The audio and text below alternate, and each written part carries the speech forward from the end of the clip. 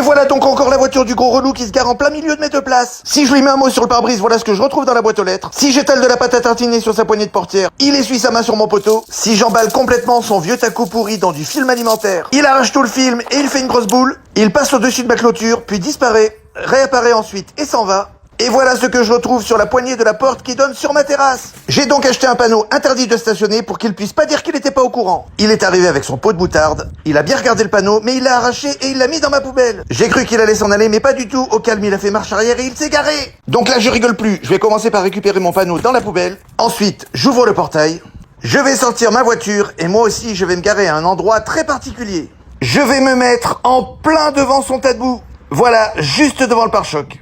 Au passage, je vais lui mettre le panneau interdit de stationner bien en évidence sur le pare-brise. Là, ça va être difficile pour lui de pas le voir. Là, je rentre chez moi, je vais me préparer. Ensuite, je pars avec un autre véhicule. Et je rentrerai pendant la nuit. Et je vous avoue que j'ai hâte de voir sa réaction.